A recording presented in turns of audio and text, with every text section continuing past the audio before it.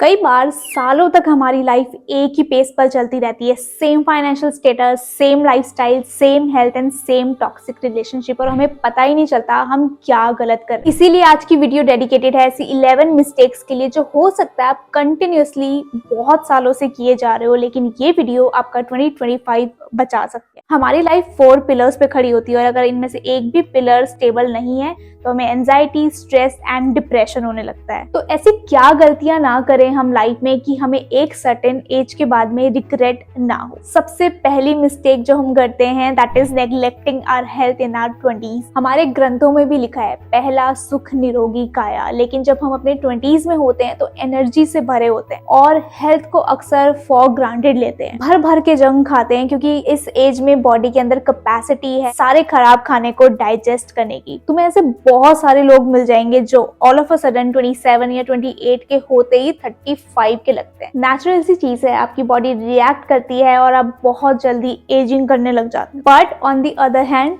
20s में आप aware हो, खुद के फैसले खुद ले सकते हो, तो बजाय अनहेल्दी खाने के अपनी बॉडी को 30s 40s इवन बियॉन्ड के लिए फिट बनाओ कि जब आप 40 के हो जाओ ना तब भी आप 28 के लगो, ना कि अपनी बॉडी को इतना खराब कर दो कि हर दिन आपको डाइजेशन के लिए मेडिसिन खानी पड़े और पेन किलर्स को कंज्यूम करना पड़े। Number 2 is ignoring mental wellbeing. Your mental wellbeing is equally important as physical wellness क्योंकि बॉडी एंड माइंड इंटरकनेक्टेड है। जस्ट इमेजिन अगर आपकी बॉडी हेल्दी नहीं है तो आपको अच्छा लगेगा क्या? आप कुछ काम कर पाओगे, कहीं घूमने जा पाओगे, कुछ भी प्रोडक्टिव कर पाओगे? नहीं ना। सिमिलरली आपने अपनी लाइफ में कभी ना कभी कोई ऐसा टाइम फेस किया होगा जब आपका कोई लव्ड वन इस दुनिया से चला गया है या आपको बहुत ज्यादा फाइनेंशियल लॉस हो गया है। तो उस टाइम पर आप बहुत थका हुआ, टायर्ड और बीमार सा फील करते हो। यानी कि जब आप मेंटली परेशान हो तो बॉडी पर इम्पैक्ट पड़ रहा है और बॉडी जब आपकी हेल्दी नहीं है तो आपके माइंड पर उसका इम्पैक्ट पड़ता है। ऑल्दो आजकल सोशल मीडिया की वजह से हम मेंटल हेल्थ ये वर्ड बहुत ज्यादा सुनते हैं, बट स्टिल बहुत सारे लोग अभी तक फिगर आउट नहीं कर पाए कि इससे कैसे डील करना है। तो आप सिंपली स्टार्ट कर सकते हो पॉजिटिव सेल्फ टॉक से। अगर आप खुद के साथ किसी दिन बैठकर रियलाइज करोगे तो आप अपने अंदर बहुत सारी नेगेटिव सेल्फ टॉक करते हो, जैसे मेरी ही लाइफ खराब है, काश मैं किसी अमीर घर में पैदा होता, या फिर मेरे साथ ही ऐसा क्यों होता है। अब आपको इसको पॉजिटिव सेल्फ टॉक में कन्वर्ट करना होगा। नंबर 3, गेटिंग इन्वॉल्व्ड इन सिचुएशनशिप। सिचुएशनशिप तुम्हें किस हद तक डैमेज कर सकती है इसका शायद तुम्हें अभी अंदाजा भी नहीं है अगर तुम अपने 20s में हो। तुमने डियर जिंदगी का एक सीन देखा होगा जिसमें शाहरुख खान ने कहा था कभी कुर्सी खरीदी? हाँ। क्या तुमने दुकान में जाते ही पहली कुर्सी पसंद कर ली और खरीद ली? नहीं। Exactly my point. जब हम ऐसी बातों को सुनते हैं और इसके डीप मीनिंग को ना समझकर उस सेंटेंस या एडवाइस को एज इट इज इम्प्लीमेंट करते हैं तो ये हमारे लिए काफी डैमेजिंग होता है। सोचो जब एक इंसान किसी के साथ सो कॉल्ड रिलेशनशिप और सिचुएशनशिप में जा रहा है तो उसे पहले से ही क्लियर है कोई रिस्पॉन्सिबिलिटी नहीं है, कोई अकाउंटेबिलिटी नहीं है, मतलब सेम टाइम पर आप किसी और के साथ भी रिलेशनशिप में जा सकते हो और कोई लॉयल्टी भी नहीं है। अब आप खुद सोच के देखो, रिस्पॉन्सिबिलिटी, अकाउंटेबिलिटी एंड लॉयल्टी, क्या इसके बिना किसी भी रिलेशनशिप की फाउंडेशन बन सकती है, B it your career, relationship और फ्रेंडशिप। और अगर कोई एडल्ट इसको बहुत कूल मान रहा है तो आगे चल के जब उसको कोई सीरियस रिलेशनशिप चाहिए होगा या लॉन्ग टर्म पार्टनर की उसको नीड होगी तो तुम्हें क्या लगता है कि वो सच में उस रिलेशनशिप की रिस्पॉन्सिबिलिटी निभा पाएगा और खुद लॉयल हो पाएगा? इनफैक्ट अक्सर सिचुएशनशिप में कोई एक पार्टनर सीरियस हो जाता है रिलेशनशिप में एंड वो ब्रेकअप से हील होना, it is a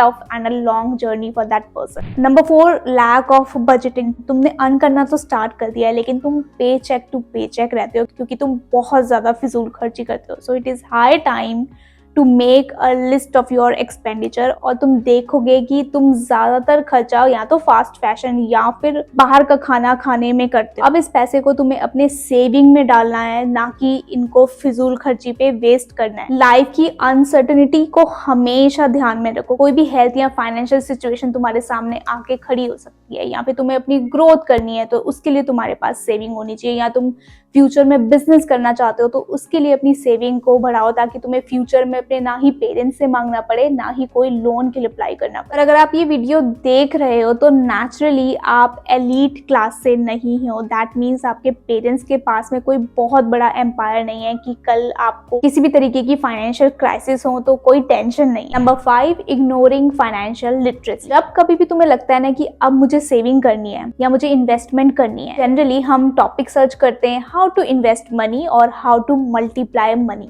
trust me, ये बिल्कुल भी सही तरीका नहीं है इन्वेस्टमेंट का।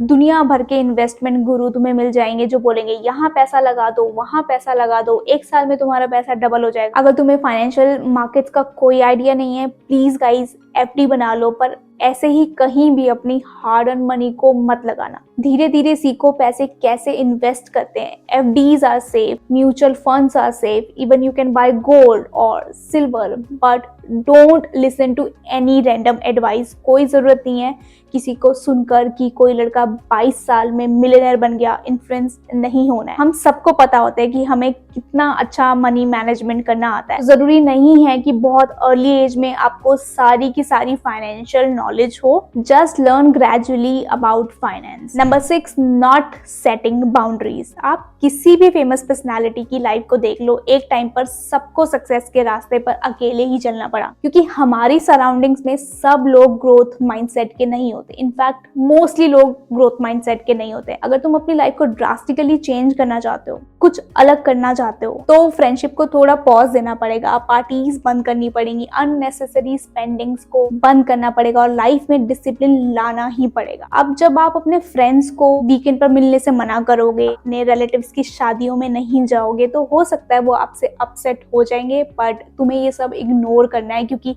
तुम अपनी लाइफ के बहुत क्रूशियल और इम्पोर्टेंट टाइम पर हो। As Jerry Rice the rugby player once said, today I will do what others won't, so tomorrow I can do what others can't। हाँ, अगर आपके पास कोई सच में ऐसा दोस्त है ना जो आपको लाइफ में ग्रो करने में हेल्प करता है, समझता है कि आप बिजी हो और जब आप उसको कॉल करते हो या मिलने बुलाते हो तो वो टाइम निकाल कर आपके लिए अवेलेबल होता है, then you are lucky, you got a true friend. Number 7, staying in a toxic environment. देखो, कंप्लीटली पॉजिटिव एनवायरनमेंट मिल जाए ऐसा हमेशा पॉसिबल नहीं है, बट हो सके तो कोशिश करो अपने आसपास का माहौल बहुत ज्यादा पॉजिटिव रख सको। बहुत बार हम हर टाइम परेशान रहते हैं और हमें समझ नहीं आता कि ऐसा क्यों हो रहा है। कई बार इसका रीजन टॉक्सिक एनवायरनमेंट होता है, आपका माहौल बहुत ज्यादा खराब होता है ना। आई हैव टू से बहुत बार लोगों के घर का माहौल भी बहुत टॉक्सिक होता है। So be it your parents house और current job, it's time to walk away. Change of place sometimes brings a huge change in our mindset and mental peace. But if it is not possible to change this negative environment, you have to set boundaries. Try to limit how much you invest in these people. Protect your energy by not taking things personally or becoming overly attached to the negativity or negative people. Indulge yourself with something productive, जिससे आप ज्यादा समय उस माहौल में ना बिताओ, काम करके अपने घर आओ। या अगर आपके ऑफिस में बहुत टॉक्सिक एनवायरनमेंट है तो ट्राई करो ऑफिस के बाहर एक आपका बहुत अच्छा पॉजिटिव फ्रेंड सर्कल हो। या फिर अगर आप जॉब चेंज करना चाहते हो, keep looking for new opportunities on naukri.com, Times and Kindle.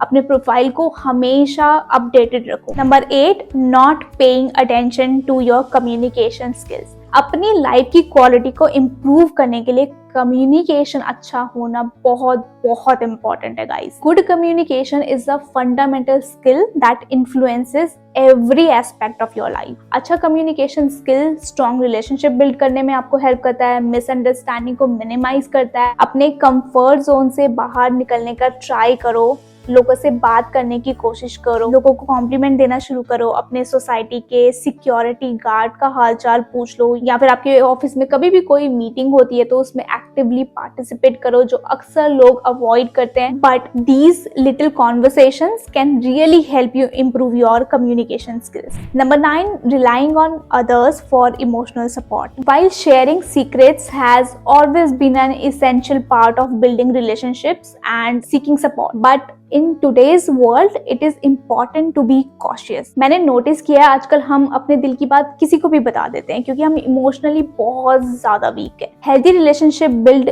होने में सालों लग जाते हैं, बट अगर आप ऐसे ही किसी को ऑफिस में या न्यू फ्रेंडशिप में अपने सीक्रेट्स बताते हो, so there is a big risk of betrayal and the loss of privacy. In fact you never know कि क्या पता वो इंसान ही आपको जज करना स्टार्ट कर दे। And the emotional impact of over exposing yourself make it crucial to think carefully before confiding in others. So it's important to find a balance between sharing for support and protecting your emotional well-being by keeping certain things private. Trusting the right people is very important. Number 10, focusing only on materialistic goals. Life का ultimate goal happiness and satisfaction ही है। Materialistic goals को achieve करते वक्त ये जरूरी है कि हम अपने गिविंग माइंडसेट को मेंटेन करें। अगर हम लाइफ में सिर्फ मटेरियलिज्म को फोकस बना देते हैं तो हम सेल्फ सेंटर्ड हो सकते हैं। पीपल में start to take life for granted. They become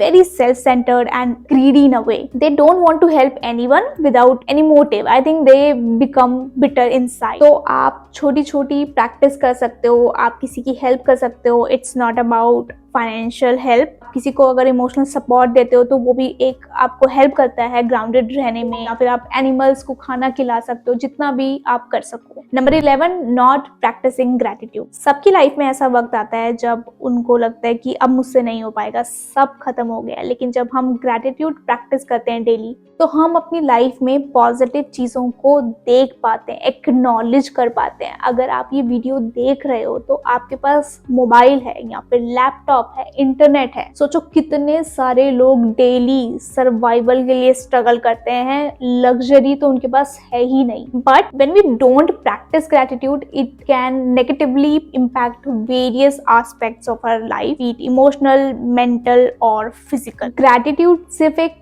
feeling नहीं है जिसमें आप थैंकफुल हो। It's about actively acknowledging and appreciating the positive and good things you have in your life. And I truly believe practicing gratitude even in small ways can lead to profound improvements in how we feel and experience life. I hope आपको ये video अच्छी लगी होगी, आपने कुछ ना कुछ सीखा होगा। कमेंट्स में मुझे बताना कि आप कौन से पॉइंट से कनेक्ट कर पाए या आप इनमें से कौन सी मिस्टेक्स कर रहे थे। This is all about today's video. With this I'm signing off and I'll see you in the next video.